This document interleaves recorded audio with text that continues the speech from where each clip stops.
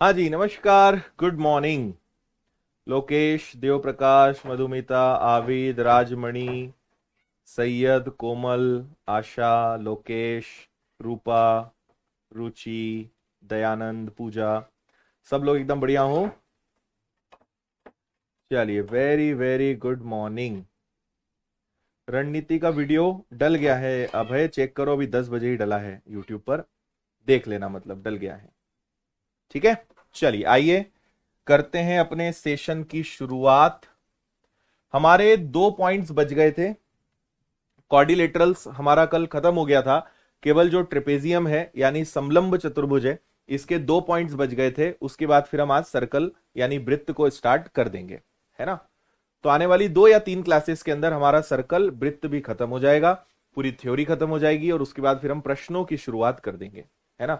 और इसमें भी हम कई सारे प्रश्न सॉल्व करने वाले हैं, उसके बारे में मैं आपसे चर्चा करूंगा। ठीक है, आइए। तो हमारा कल का समलंब चतुर्भुज का एक पॉइंट है जो आपको यहां पे दिखाई देगा। ये मैंने एक समलंब चतुर्भुज बनाया, ट्रेपेजियम बनाया, और समांतर भुजाओं के समांतर खींची गई कोई भी रेखा असमांतर भुजाओं को समान अनुपात में बांटती है। समांतर भुजाओं के समांतर कहीं भी खींच दें, मान लीजिए मैंने यहां पे, बीचों बीच से मतलब नहीं है, कहीं भी अगर हम इसको रख देंगे, है ना, इस प्रकार से, तो भाई ये भुजा इसके समानांतर है, और ये मतलब कुल मिला के ये तीनों एक दूसरे के समांतर है, तीनों एक दूसरे के पैरेलल है ना।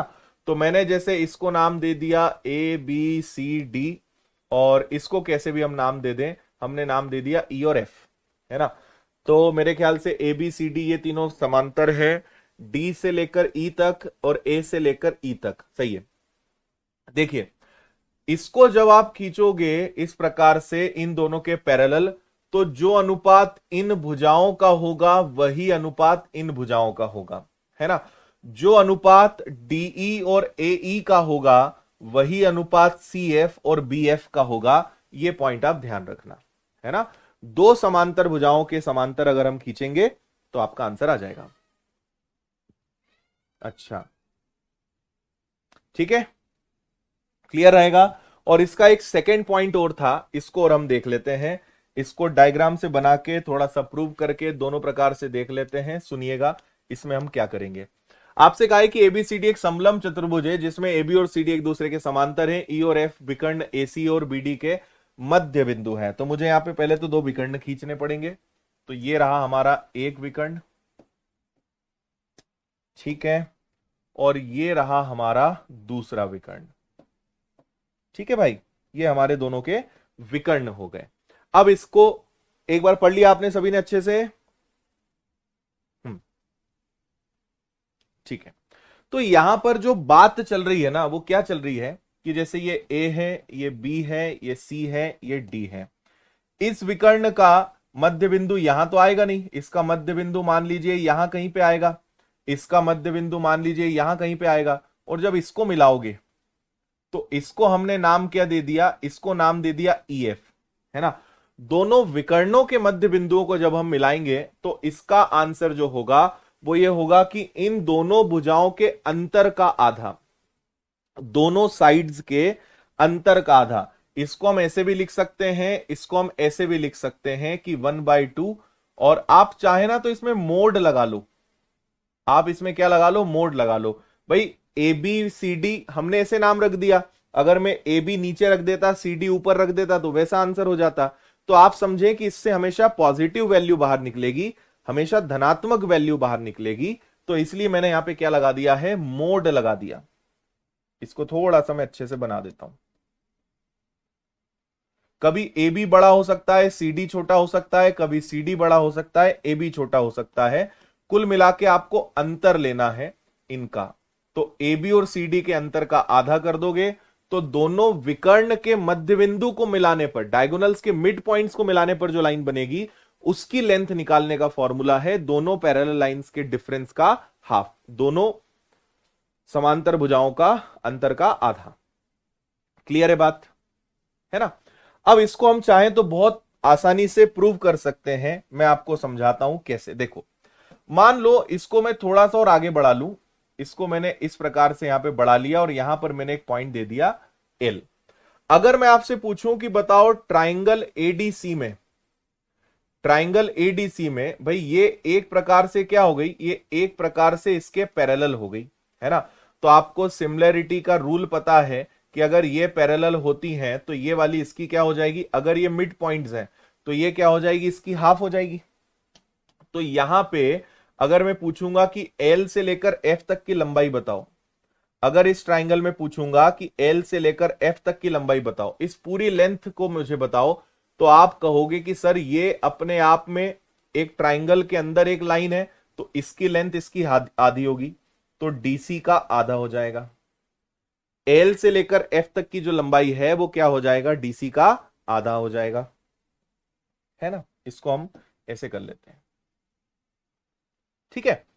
अच्छा, अब अगर मैं आपसे दूसरी बात पूछूं, अगर मैं आपसे केवल यहां पे ये पूछूं कि इस वाले ट्राइंगल पे अगर हम जाएंगे तो रहने दो, हम केवल ना इस पॉइंट को देखते हैं। अगर मुझे मान लीजिए केवल एल और ई की लेंथ निकालनी हो, अगर केवल मुझे एल और ई की लेंथ निकालनी हो तो मैं क्या कर सकता हूं, तो देखना, triangle A D B, triangle A D B को ले लेते हैं, ए डी और बी।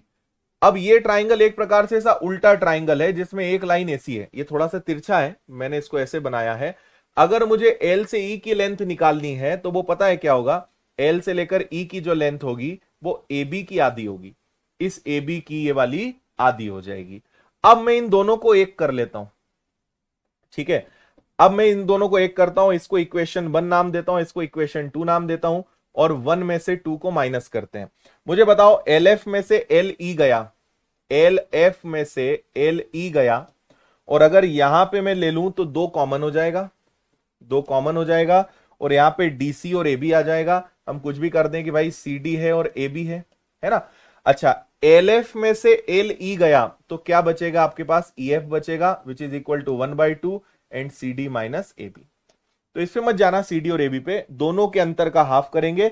एल एफ में से एल ई गया तो आपको क्या मिल जाएगा, ई एफ मिल जाएगा। तो ऐसे हम इसको प्रूव कर सकते हैं कि ये कैसे काम करेगा, ठीक है भाई।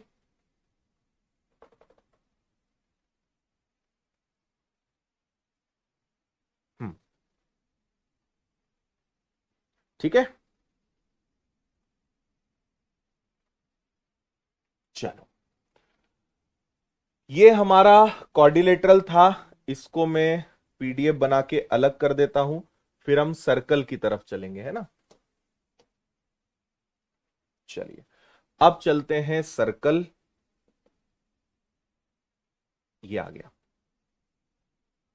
अब हम अपना आखिरी पॉइंट पढ़ने वाले हैं इस चैप्टर का, जिसका नाम है सर्कल।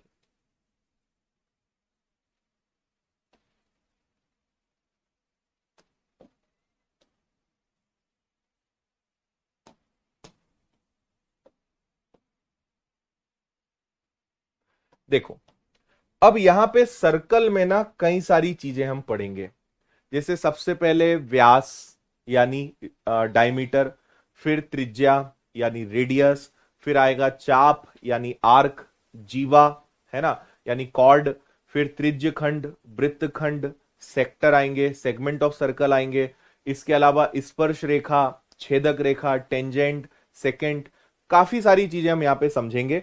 फिर इनसे जुड़े हुए जो अलग अलग थ्योरम्स हैं उन चीजों पे हम बात करेंगे, है ना।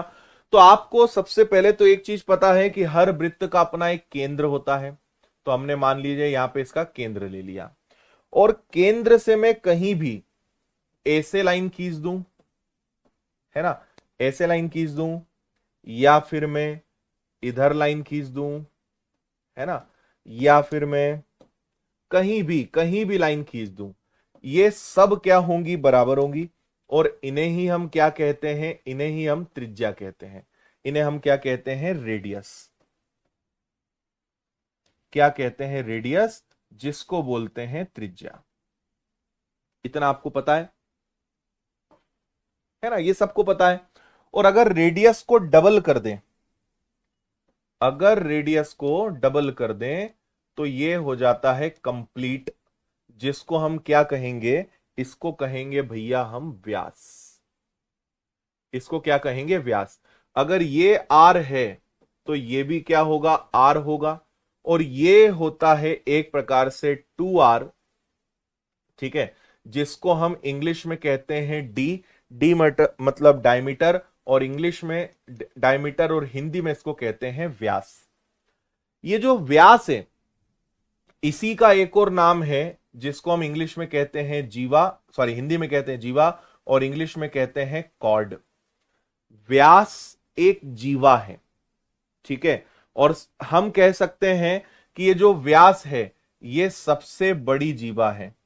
लार्जेस्ट कॉर्ड जो है वो क्या होती है, डायमीटर। अब आपके मन में सवाल आएगा कि सर जीवा क्या होती है, ये तो समझाओ पहले। तो देखो, ये हमने सर्कल लिया, इस सर्कल में अगर सेंटर से कभी भी कोई लाइन गुजरेगी तो वो व्यास बनेगी। लेकिन मैं यहां पे n नंबर ऑफ लाइंस खींच सकता हूं। भाई मेरी इच्छा हुई, मैंने ऐसी लाइन खींच दी, तो ये क्या है, ये जीवा है। सर्कल के अंदर आपका जो परिधि है, अच्छा परिधि आप जानते हो, परिधि समझते हो, दो चीजें तो आपको पता ही होगा, एक है परिधि जिसको इंग्लिश में कहते हैं सरकमफेरेंस, और इसका फॉर्मूला होता है 2πr, मतलब इसकी टोटल बॉर्डर। और एरिया, क्षेत्रफल तो आपको पता ही है, विच इज πr², है ना। तो अगर मैं कहीं भी लाइन खींच दूं, मेरी इच्छा हुई मैंने ऐसे लाइन खींच दी, मेरी इच्छा हुई मैंने ऐसे लाइन खींच दी, सो देयर में can be n number of chords. हम अंदर परिधि को, सरकमफेरेंस को किसी भी दो पॉइंट पे टच करेंगे तो वो क्या कहलाएगा, वो कॉर्ड कहलाएगा। वो क्या कहलाएगा, जीवा कहलाएगा, जीवा यानी कॉर्ड। और अगर कोई सेंटर से गुजर जाए, अगर कोई सेंटर से गुजर जाए तो वो सबसे बड़ी जीवा होगी, उससे बड़ी कोई जीवा नहीं होगी। और उसी को हम क्या कहते हैं, व्यास, उसी को कहते हैं डायमीटर। और डायमीटर का आधा कर दें तो क्या होता है, रेडियस। तो उम्मीद है कि आपको त्रिज्या, जीवा, व्यास, परिधि, क्षेत्रफल, इन चीजों में कोई दिक्कत नहीं होगी। ओके, चलिए इसके बाद, इस पे हम बाद में आते हैं। इसके बाद दो चीजों पे चर्चा कर लेते हैं। अगर कोई रेखा सर्कल को टच करते हुए निकल जाए, है ना, इस प्रकार से टच करते हुए निकल जाए, तो इसे क्या कहते हैं, इसे कहते हैं टेंजेंट, यानी स्पर्श रेखा। हिंदी में कितना बढ़िया नाम है, स्पर्श करते हुए गुजर जाए तो ये क्या हो जाएगी, आपकी स्पर्श रेखा हो जाएगी।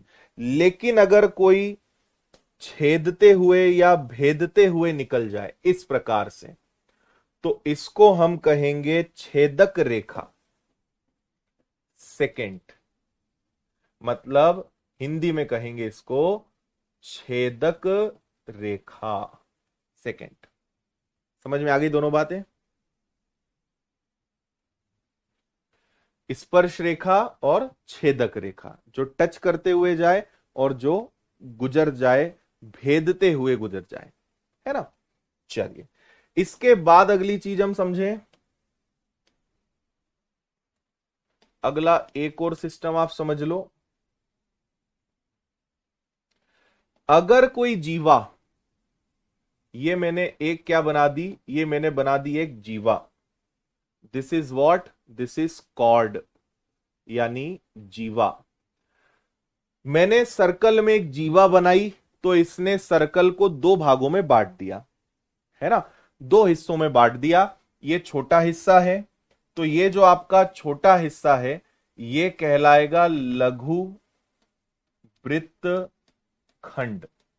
देखो, इसने वृत्त के खंड कर दिए, सेगमेंट्स कर दिए। हम क्या हेडिंग पकड़ रहे हैं अब हम पकड़ रहे हैं वृत्त खंड। इंग्लिश में कहेंगे segment of circle, segment of circle, वृत्त खंड, है ना। तो जैसे ही मैंने एक जीवा बनाई, इसने वृत्त को दो हिस्सों में बांटा, तो ये है minor segment of circle, segment of circle का शॉर्ट फॉर्म।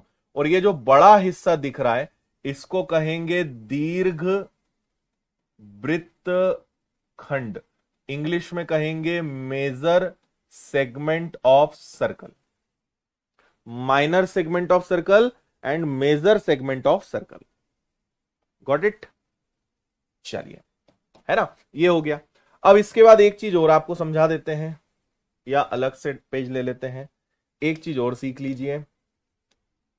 अब अगला है आपका भाई साहब चाप। इंग्लिश में कहेंगे आर्क, हिंदी में कहेंगे चाप। परिधि पर मैंने दो किसी भी बिंदु पे या इस प्रकार से कट्स लगाए, इसको मैंने ए नाम दिया, इसको मैंने बी नाम दिया। तो परिधि पर दो बिंदुओं के बीच की दूरी को हम क्या कहते हैं, चाप। Distance between two points on circumference is called arc, है ना, चाप हो जाएगा। और इसको कैसे दिखाया जाता है, जैसे ए बी एक चाप है तो इसको ऐसे दिखाया जाएगा, है ना। अब यहां पे भी दो चीजें हैं भाई, ए बी, देखो ध्यान से, ए बी भी एक चाप है और बी ए भी एक चाप है। ए बी और बी ए दोनों एक चाप है। तो यहां पे जो ए बी है इसको कहा जाएगा माइनर आर्क। क्या कहा जाएगा, माइनर आर्क। और जो बी ए है इसको कहा जाएगा मेजर आर्क। क्या कहा जाएगा, मेजर आर्क।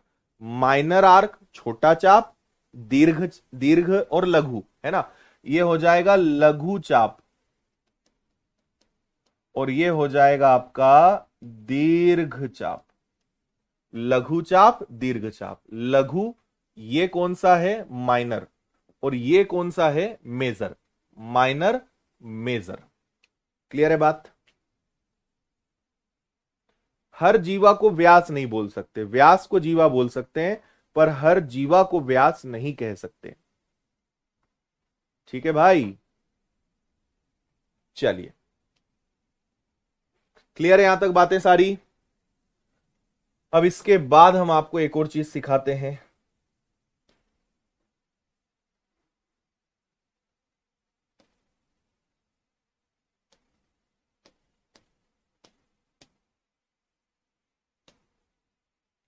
अगला आपको हम सिखाते हैं त्रिज्य खंड, जिसको इंग्लिश में कहेंगे हम सेक्टर। अब ये क्या होता है, आपने त्रिज्य खंड खूब बनाया है, चाकू से काट काट के बनाया है। आपने हमेशा केक काटा है, केक कैसे काटते हो, आपने कहा कि भाई ये इसका हो गया सेंटर, है ना। आपने चाकू ऐसे मारा और चाकू ऐसे मारा, ये जो केक का पीस है इसी को बोलते हैं सेक्टर, यानी त्रिज्य खंड। और ये हमेशा यहां पे एक थीटा बनाता है। तो ये जो आपको पूरा दिखाई दे रहा है ना, यही क्या है, यही आपका एक सेक्टर है। ये इसकी बात मैं कर रहा हूं, ये इतना जो आपके सर्कल का एक हिस्सा है, this is what we call sector. Got it.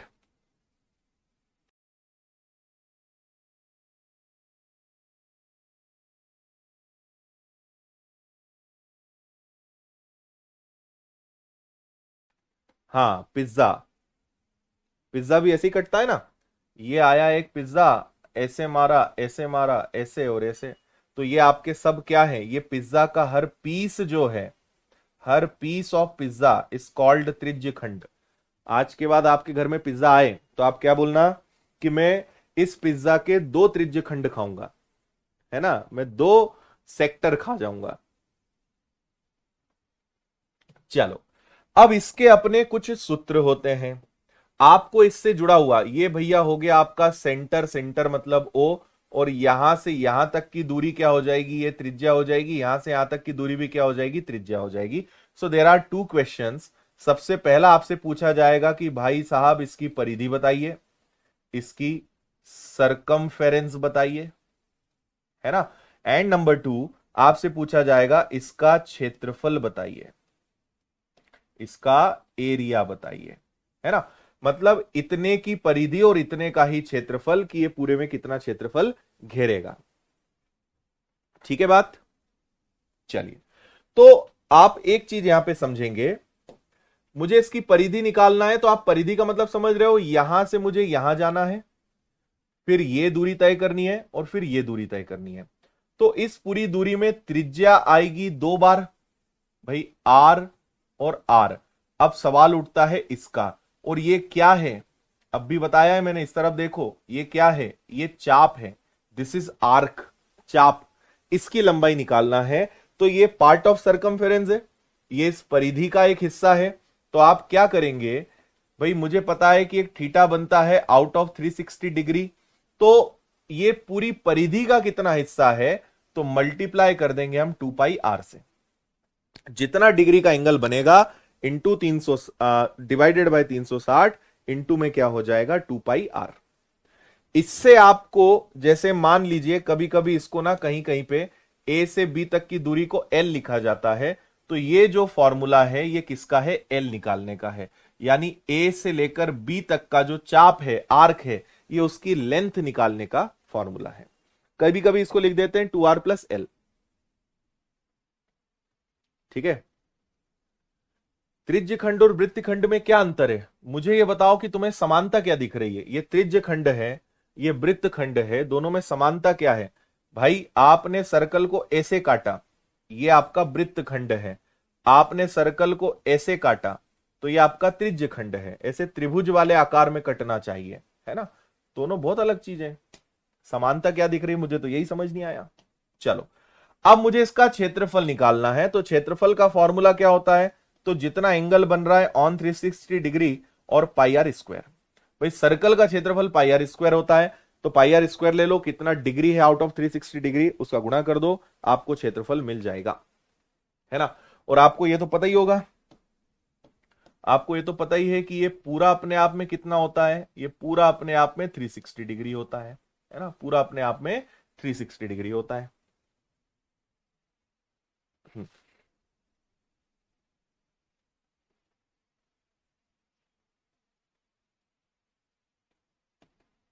A B arc, है ना, ये ए बी चाप की लंबाई है, आर्क की लंबाई है।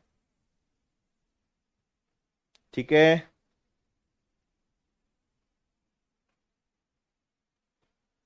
चलो भाई, यहां तक सारी बातें क्लियर। और इसी के लिए ये लगा हुआ था, आप जल्दी से बताओ, यहां पे डायग्राम्स बने हुए हैं बहुत सुंदर सुंदर।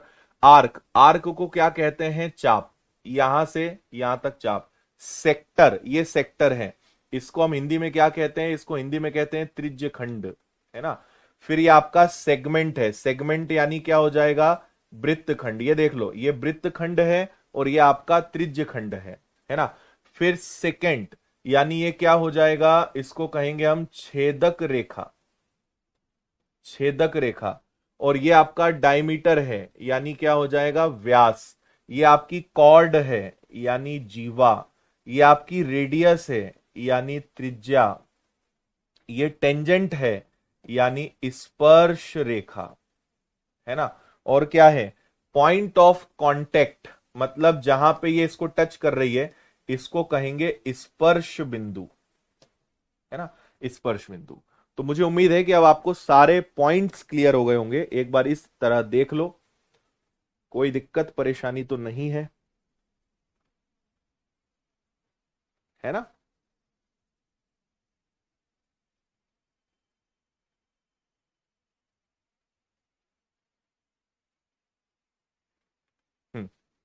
क्लियर?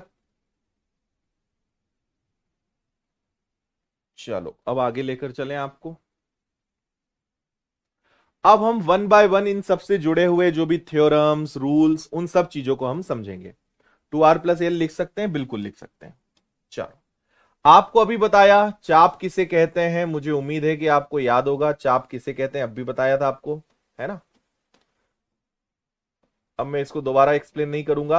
अब इससे डायरेक्ट जुड़े हुई चीजें हम देखेंगे कि भैया ए भी एक चाप है, ये उल्टा चंदा मामा जो है चाप का चिन्ह होता है। चलो, किसी भी चाप द्वारा केंद्र पर बना कोण परिधि पर बने कोण से दुगना होता है। देखो, वेरी इंपॉर्टेंट, ये एक सर्कल हो गया, है ना। आपने कहीं पे केंद्र ले लिया, तो आपने सपोज करिए यहां पे आपने इसका केंद्र बिंदु ले लिया। किसी भी चाप द्वारा केंद्र पर बना कोण परिधि पर बने कोण से दुगना होता है। केंद्र पर बना कोण, मान लीजिए मैंने यहां पे केंद्र पे कोण बनाया, इसको मैं आपको प्रूव करके भी बताऊंगा भी, है ना। इसको अपन लोग प्रूव भी करेंगे। केंद्र पर बना कोण और परिधि पर बना कोण,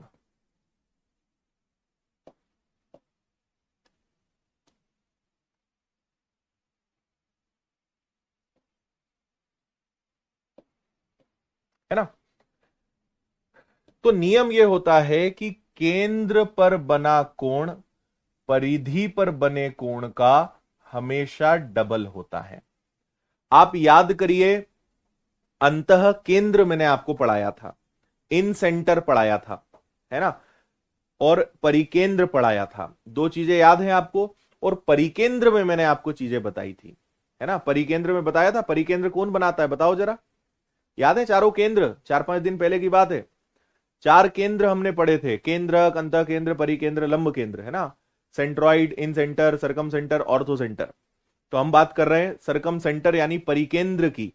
जब त्रिभुज के बाहर वृत्त बनता है तो उसको क्या कहते हैं? परिकेंद्र कहते हैं, है ना। और वहां पर होता है आपकी परित्रिज्या जो सेम होती है ना। वहां पे मैंने एक पॉइंट बताया था कि केंद्र पर बनने वाला कोण परिधि पर बनने वाले कोण का आधा होता है। और परिकेंद्र को कौन बनाता है? तो परिकेंद्र को बनाता है भुजा लंब समद्विभाजक, साइड परपेंडिकुलर बाइसेक्टर। सब मुंह जवानी आपको चीजें याद होनी चाहिए, है ना। चलो, अब ऐसा क्यों होता है इसकी बात कर लेते हैं, वाई दिस इज सो। देखो क्या होता है, अब मैं फटाफट इसको समझाऊं, ज्यादा नाप तोल के नहीं बना रहा हूं मैं ना। ये मैंने यहां बनाया, ये मैंने यहां बनाया, इसको मैंने यहां ले लिया, इसको मैंने यहां ले लिया, है ना। अब अगर यहां पर एक चीज देखी जाए, जैसे हम इसको भी चाहें तो इससे मिला सकते हैं, है ना। और एक काम और कर सकते हैं कि इसको भी इससे मिला सकते हैं, इसको ना भी मिलाएं तो भी चल जाएगा, बट ठीक है। चलो अब समझना, आपको पता है कि यहां से लेकर यहां तक की जो लंबाई है ये क्या है? त्रिज्या है। यहां से लेकर यहां तक की जो लंबाई है ये भी त्रिज्या है। और ये भी क्या है? ये भी आपकी त्रिज्या है। अच्छा जी, मुझे नहीं पता कि यहां पे क्या कोण बन रहा है, लेकिन इधर वाले को अगर मैं x नाम दे दूं तो इधर वाले को y नाम दे दूं। और आपको पता है कि अगर किसी त्रिभुज की दो भुजाएं बराबर होती हैं तो दोनों कोण भी बराबर होते हैं।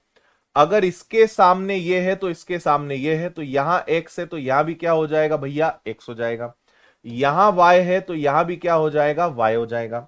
अच्छा, फिर आपको पता है कि किसी त्रिभुज में ये वाला, अगर ये x से ये y है तो बाहर बनने वाला कोण क्या होगा? xy होगा। बाहर बनने वाला कोण क्या होगा? xy होगा। तो अब मुझे बताना, अगर ये x है, ये x है, इसको, इस लाइन को आप थोड़ा सा और आगे बढ़ा दो, इस लाइन को आप थोड़ा सा आगे बढ़ा दो, तो ये वाला क्या होगा बताओ? ये बाहर हो गया ना, ये x है।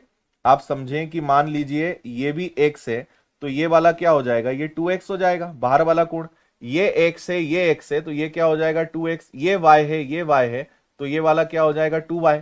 तो अब मुझे बताओ, सामने बन रहा है xy, है ना, और यहां क्या बन रहा है? यहां बन रहा है ट्वाइस ऑफ xy, है ना। ये हो गया आपका x प्लस वाई, और ये हो गया twice of x plus Y. बराबर नहीं लगाएंगे हम, समझ में आ रहा है? अगर यहां पे x और y है तो यहां पे क्या आएगा, twice of x twice of y। अगर यहां पे 45 है तो यहां क्या हो जाएगा, 90 हो जाएगा। इसलिए केंद्र पर बनने वाला कोण परिधि पर बनने वाले कोण का हमेशा दुगना होता है। समझ में आ गई ये बात? हाँ जी।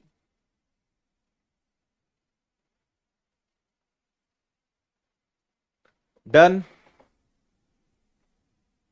है ना। मैं आपको एक चीज और आगे सिद्ध करके बता रहा हूं, पर बात यहां निकली है तो वो भी आपको बताना यहीं पे जरूरी है कि ये डायग्राम ऐसे भी बन सकता है। ये डायग्राम आप ऐसे ही बना सकते हो भाई, परिधि यही नहीं है ना, परिधि यही नहीं है, परिधि तो कहीं भी हो सकती है।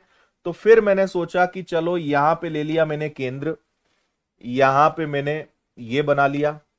अब मैंने अभी यहां बनाया था भाई, मैंने अभी यहां पे बनाया था, लेकिन परिधि तो कहीं भी हो सकती है, ये तो कहीं भी बना सकते हैं। तो मेरी इच्छा हुई कि मैं इसको यहां मिला दूं, है ना, यहां पे मिला दूं, तब भी ये नियम काम करेगा। मतलब आप सोचो कि मैंने इस चोंच को पकड़ के इधर कर दिया, ये नियम हमेशा सेम काम करेगा। बस आपका ये जो आर्क है, ये जो चाप है, इस पर बनना चाहिए। और इस चोंच को पकड़ के तुम यहां नहीं ला सकते, इस ए बी में कहीं भी ले लो, लेकिन ये यहां वाले आर्क में नहीं ला सकते। ये वाले क्षेत्र में इस चोंच को पकड़ के लाना इनवैलिड है, निषेध है ना। तो कहीं भी बना लो, तो यहां भी ये नियम काम करेगा कि देखो, केंद्र पर बनने वाला कोण परिधि पर बनने वाले कोण का दुगना। अगर यहां थीटा बन रहा है तो यहां पे क्या बनेगा, यहां पे 2 थीटा बनेगा। ये नियम ऐसे में भी काम करेगा। क्लियर बात?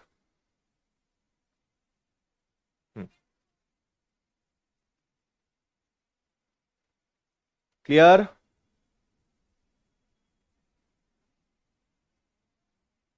ठीक है, चलिए इसको प्रूव करके बताऊं क्या। एक ही चाप द्वारा परिधि पर बने कोण बराबर होते हैं। याद करो, कल आपको ये मैंने बताया था, कल आपको मैंने बताया था, लेकिन अलग तरीके से बताया था। आप सपोज करिए कि यहां पे ए है, यहां पे बी है। इन ए बी से मैं कहीं भी कितने भी कोण बनाऊं, मैंने यहां पे कोण बनाया तो ये बना थीटा, मेरी इच्छा हुई यहां बनाने की तो ये भी थीटा, मेरी इच्छा हुई यहां बनाने की तो ये भी क्या हो गया, थीटा। और मेरी इच्छा हुई मैं कहीं भी बना लूंगा, वो हमेशा थीटा ही रहेगा, बस इतने क्षेत्र को छोड़ के। एक ही आर्क से कितने भी एंगल्स बनाए जाएंगे वो हमेशा सेम होंगे, हमेशा बराबर होंगे।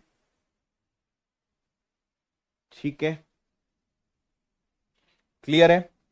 चलो, अब आपको जो पिछला डायग्राम मैंने बताया था उसको मैं आपको प्रूफ करके यहां पे बताना चाहता हूं, है ना। जो लास्ट कंडीशन थी उसका मैं आपको प्रूफ बताना चाहता हूं। आई am talking about what, I am talking about this वाली कंडीशन। ये थीटा है तो वाई दिस इज 2 थीटा। मैं इसको आपको प्रूफ करके बता रहा हूं। चलो इसको बने रहने दो, है ना। अब हम एक थोड़ा सा बड़ा डायग्राम ले लेते हैं ताकि आपकी अंडरस्टैंडिंग बेटर हो, है ना।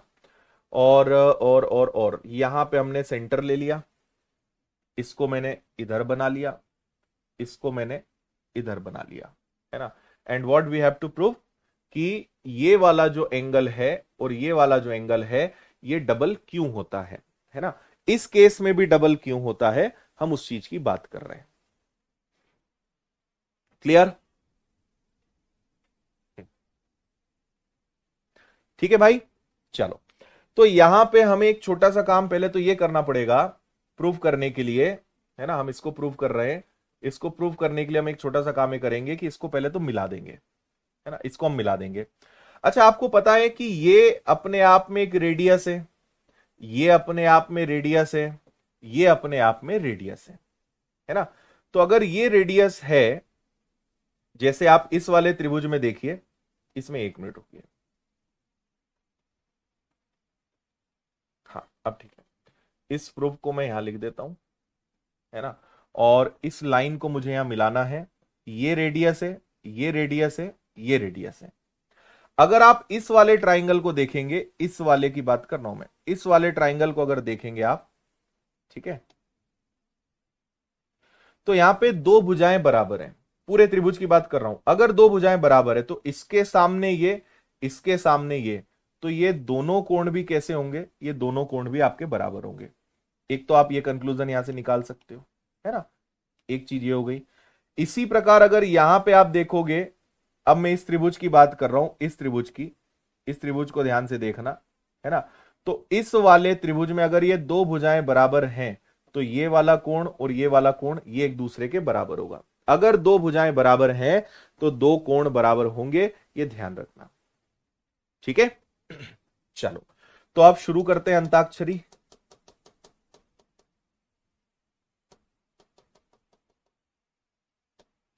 चलो, नामकरण करते हैं। इसको ओ नाम दे देते हैं, इसको ए नाम दे देते हैं, इसको बी नाम दे देते हैं, इसको पी नाम दे देते हैं और इसको क्यू नाम दे देते हैं, है ना। और अब हम सबसे पहले शुरुआत करते हैं ट्राइंगल। हम इसको तीन स्थितियों में प्रूफ करेंगे, first condition, second condition and third condition. तीन चीजों में हम इसको प्रूफ कर देंगे, है ना। हाँ, एक ही चाप से बनते हैं वो तो ठीक है, लेकिन मैं आपको इसको प्रूफ करके बता रहा हूं कि ऐसा क्यों होता है ना। देखो, आपको मैंने यहां पे ये तो बता ही दिया कि अगर हम ट्राइंगल एओबी को लेते हैं, अगर ट्राइंगल एओबी को लेते हैं तो आपको पता है कि यहां पे ओए और ओबी एक दूसरे के बराबर है। ये आपको अच्छे से पता है क्या, है ना।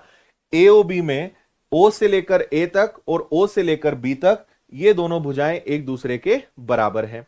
इसी प्रकार ओ पी बी में, ओपीबी में क्या बराबर है, तो आपको पता है कि भैया ओपी और ओबी ये एक दूसरे के बराबर हैं। क्या ये बात क्लियर है? ओपी और ओबी ये भी दोनों क्या है, त्रिज्याएं हैं, तो ये दोनों एक दूसरे के बराबर हैं। क्लियर है बात? चलो, अब ध्यान से समझना, इस डायग्राम को थोड़ा सा अगर और बड़ा कर सकते हैं हम तो करते हैं ना, ठीक है। अब देखो, मैं नामकरण कर रहा हूं यहां पे, इसको अगर मैं एक्स नाम दे दूं तो बताना क्या ये भी एक्स होगा? दो भुजाएं बराबर हैं तो दोनों कोण भी बराबर होंगे, है ना।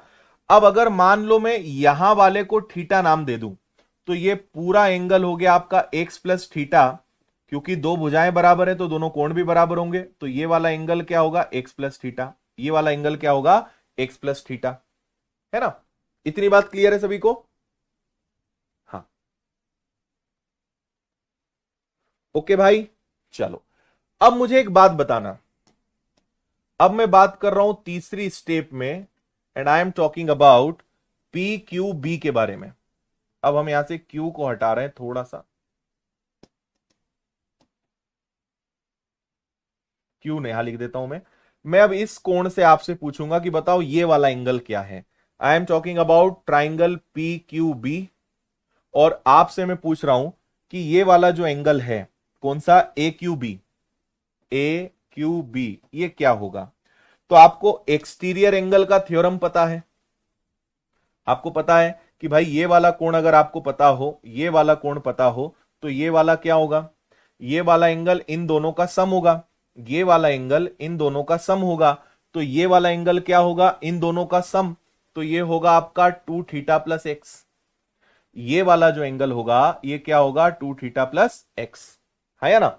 ये क्या होगा, 2 थीटा प्लस एक्स, क्योंकि एक्सटीरियर एंगल है, इन दोनों का क्या है, इन दोनों का सम है, इन दोनों का योग है। आई इतनी बात समझ में? अब यही चीज, अगर यही चीज मैं आपसे यहां कहूं, फोर्थ कंडीशन देखिएगा, यही चीज अगर मैं आपसे ट्राइंगल, है ना, यही चीज आपसे, भाई ये वाला एक्स है, ये वाला आपका एक्स है ना, और ठीक है। अब आपसे अगर पूछा जाएगा ये वाला आपका जो एंगल है, यहां तक क्लियर है सभी को? हाँ जी, ठीक है। हमें एक किसी का नाम और रखने की जरूरत है। मान लेते हैं कि इस वाले का मैं नाम रख देता हूं वाई, इस वाले का नाम मैंने क्या रख दिया, वाई। तो अब आप देखिएगा जो मैं आपको दिखा रहा हूं, अब मैं आपसे पूछूं कि ट्राइंगल एओ क्यू में, ट्राइंगल एओ क्यू में ए ओ क्यू में, ये वाला जो बाहर का ट्राइंगल है, मतलब फिर वही एंगल ओ क्यू बी को अगर मैं पूछूं तो ये वापस से क्या होगा, ये वापस से इन दोनों की इक्वल होगा, एक्सटीरियर एंगल इन दोनों की इक्वल होगा, तो हम कहेंगे कि ये एक्स और वाई की इक्वल होगा। इस वाले ट्राइंगल की बात कर रहा हूं मैं, है ना, इस वाले त्रिभुज की मैं बात कर रहा हूं कि भैया इस वाले त्रिभुज में ये बाहर वाला कोण क्या होगा, इन दोनों के योग के बराबर होगा। बस ये बात मैंने कही, है ना। तो अब एक चीज सोचो कि ये दोनों स्थितियां बराबर है, तो हम फर्स्ट और सेकंड को इक्वल कर दें, अगर पहले और दूसरे को बराबर कर दें तो क्या हो जाएगा, इन दोनों को इक्वल रख सकते हैं क्योंकि बात तो यही चल रही है। तो ये हो गया आपका 2 थीटा प्लस एक्स और ये है x प्लस वाई, तो x से x कट गया, तो आपको कंक्लूजन क्या मिल गया कि y is equal to 2 theta, y is equal to क्या होता है, 2 थीटा होता है। इसका मतलब कि अगर यहां पे अगर थीटा बन रहा है तो y क्या होगा, y अपने आप में 2 थीटा होगा। केंद्र पर बनने वाला कोण परिधि पर बनने वाले कोण का हमेशा क्या होगा, दुगना होगा। अगर ये थीटा है तो ये वाला क्या होगा, 2 थीटा होगा। y is equal to 2 theta, अगर ये थीटा है तो यहां पे क्या हो जाएगा, 2 theta. This is how we can prove this. Got it.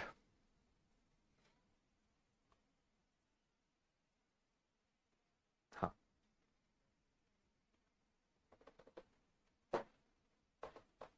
ठीक है।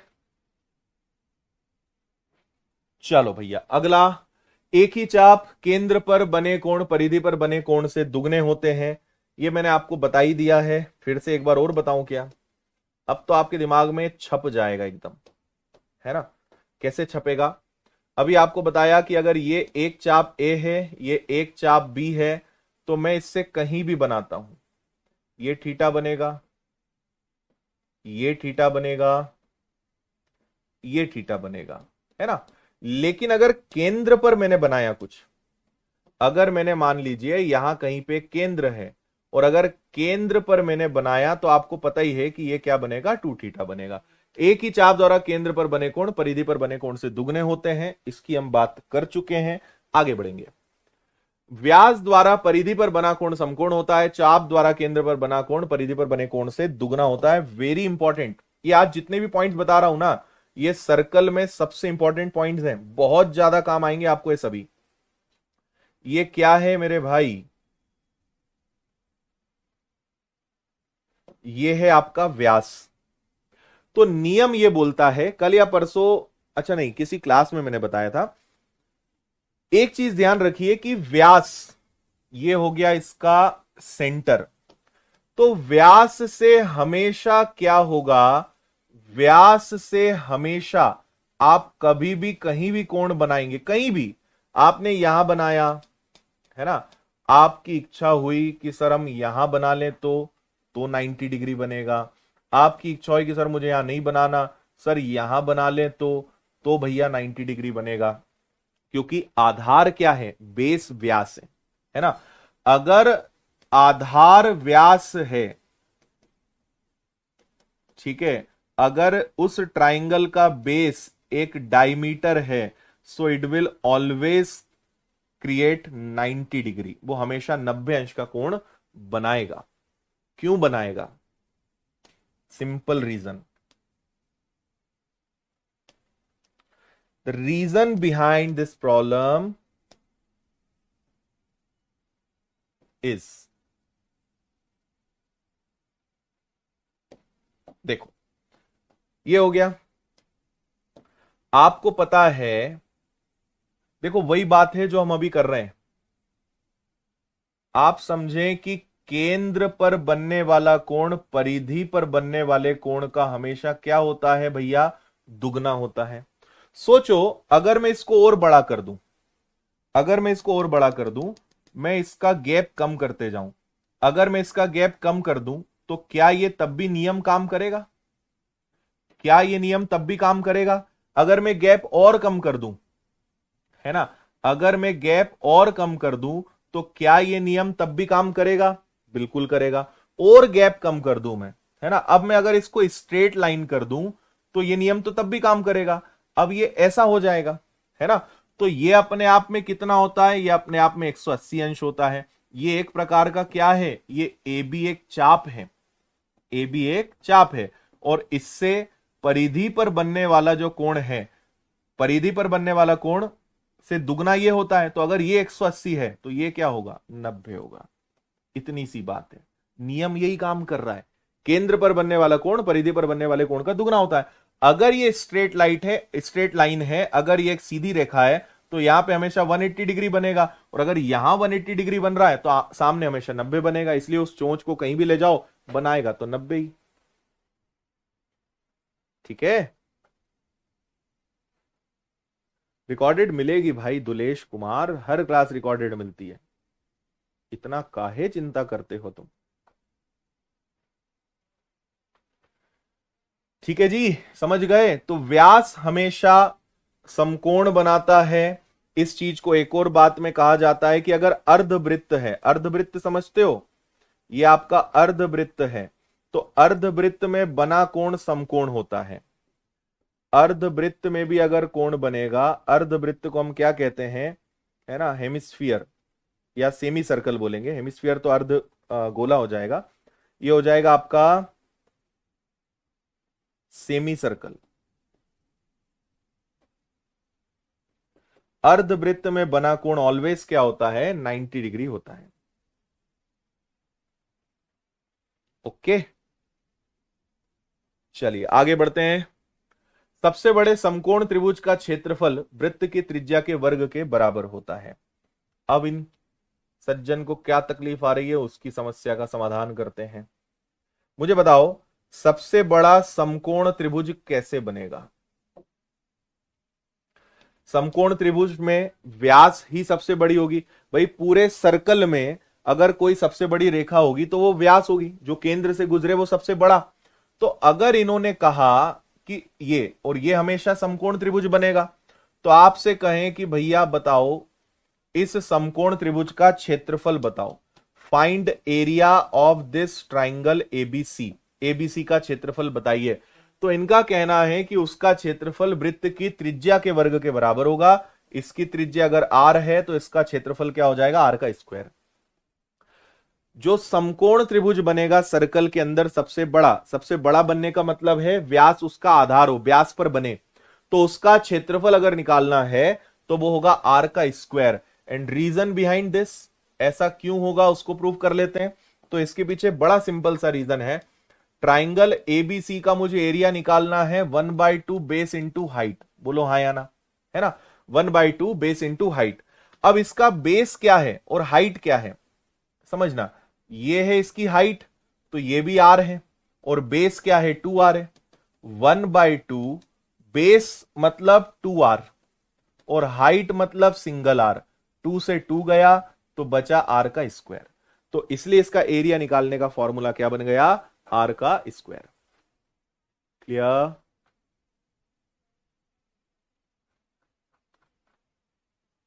ठीक है भाई।